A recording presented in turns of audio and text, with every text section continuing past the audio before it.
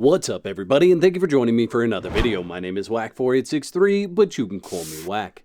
In this video, we're going to look at the fight with Tantasyla in Forspoken. Now, Tantasyla is the first boss that you're going to go up against. And I really wanted to know whether you could rush this fight. Is this something where if you just ran straight to the fight, could you actually accomplish it with the limited magic and skills that you had?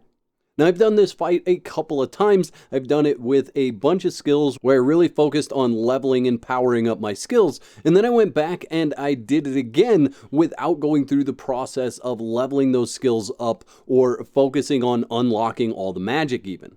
Now, I should probably let you know there will be spoilers in this video, so if that's something that you don't want, definitely click off the video now. But for those of you that want to stick around, you should probably know that in order to unlock your next style of magic, which is fire, you have to defeat Tantasyla. And honestly, I think there's a couple of really good reasons to rush this fight. One is that you get the grapple ability, which is going to make traversing around the map much easier. Number two is that you actually get a second style of magic, which means that you're not necessarily more powerful. It's not like the fire magic is any stronger at this point in the game. However, it does give you a whole nother set of magic so that you can swap between those magics on the fly and have a lot of different support spells at your disposal.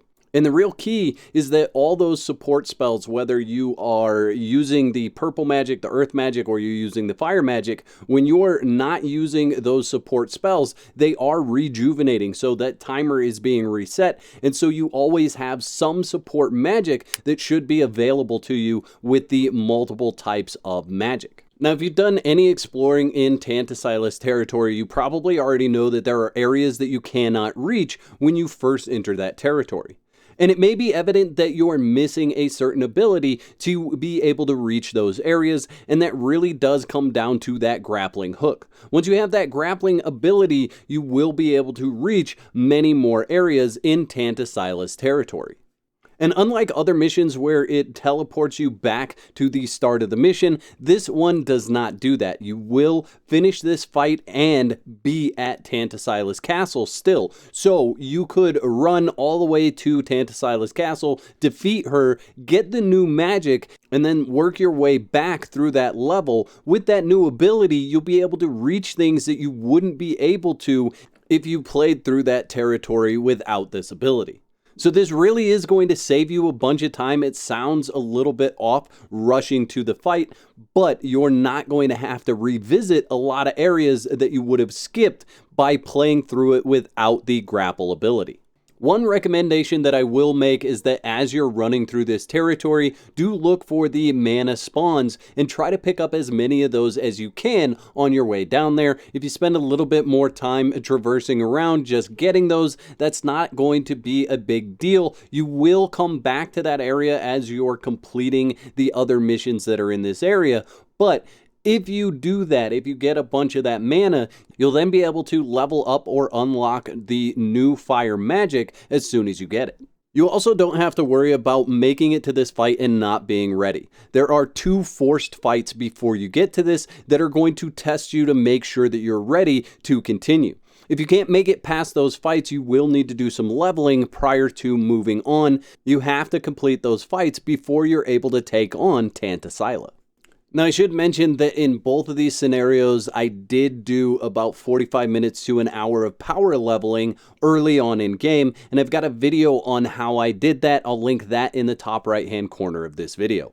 Now, if you're somebody that wants to face Tantasyla blind and you don't want any pointers or you don't want any tactics, click off the video now because I'm going to break down the battle in this next section of the video.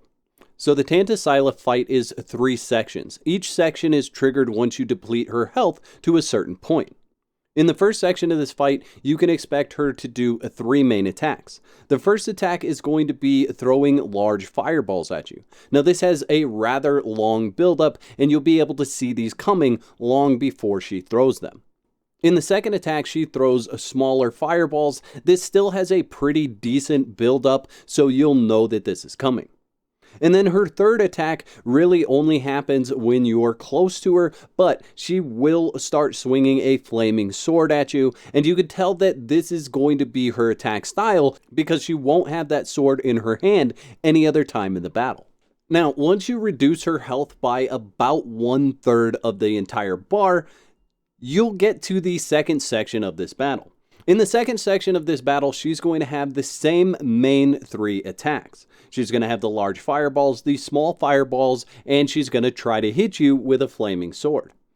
Now, the big difference between the first section and the second section is just that she summons a bunch of adds to her aid. You're still going to have to contend with all the same attacks that you did in the first section, but with the added complexity of dealing with all the attacks from her adds. Now, you can focus on taking them out and then focus on her or not. That's totally up to you, but no matter what, you do have to reduce her health to 1/3 in order to trigger the next section. In the third and final section, not only will you be met with a different area to battle because she destroys her throne room, you'll also be met with 3 new attack abilities and a full health bar. She still has the large fireballs, the small fireballs, and the flaming sword attacks. However, in this section, she gets additional attacks. One of those attacks is that she shoots flaming arrows up into the sky, and then those fall from the sky trying to drop down right on your head. This is probably the hardest one to see coming out of all the attacks, so be watchful of her when she shoots these up in the air. You can expect these to come hurling down towards you. Her second attack is a localized floor eruption. This is pretty easy to see as it will build up on the floor before exploding, and you'll want to make sure that you avoid these until they disappear, as they will cause you damage if you run across them or if you stand on them.